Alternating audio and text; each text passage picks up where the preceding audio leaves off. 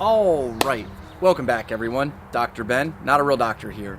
Today, let's talk about how to release your T-spine and your shoulders. This is a great stretch, and it's pretty simple, but you are gonna have to pay attention to a few things to get the most out of it. You're gonna need something to put your hands against that's about waist height. I'm gonna use a plyo box for this video, but you can also use something like a chair. If you can't find a good item to use that's about waist height, you can do the stretch from your knees and use an item that's a little bit lower.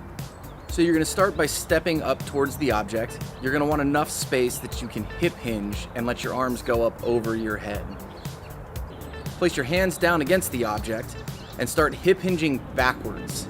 Keep your arms straight, and as you hip hinge, your arms are gonna move up over your head.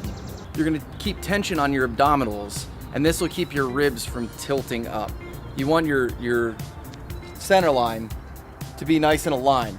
If you start tilting your ribs up like this as your arms go up over your head, you're no longer really working on your shoulder and thoracic spine mobility. Instead, you're using your spine to compensate for a lack of mobility. If you really want to stretch the muscles and open up your T-spine, you need to make sure your ribs don't tilt up.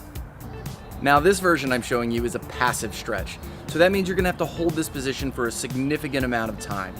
You're looking at least 90 seconds, a minute and a half here. Preferably more if you really want to get the muscles to release. When you're in this position, you can even apply a little bit of downward pressure to make it a little bit more of an active stretch and build a little strength at the end range of motion. A lot of mobility has to do with strength at your end range of motion.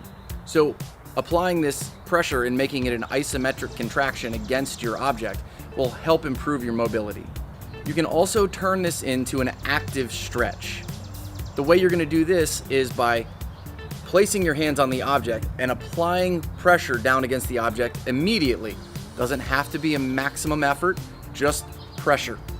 You're going to apply this pressure throughout the entire movement.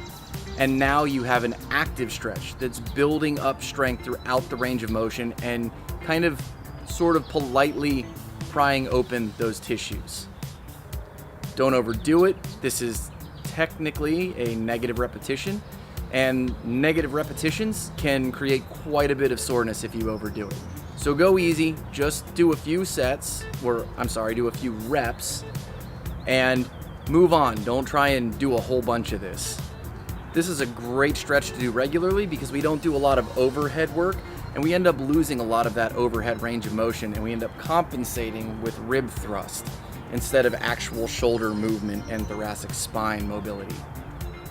Let me hear what you think of this stretch down in the comments. If you liked the video, smash that thumbs up button, share the video with your friends, and if you haven't already subscribed, please consider subscribing. Until next time, keep your life in motion.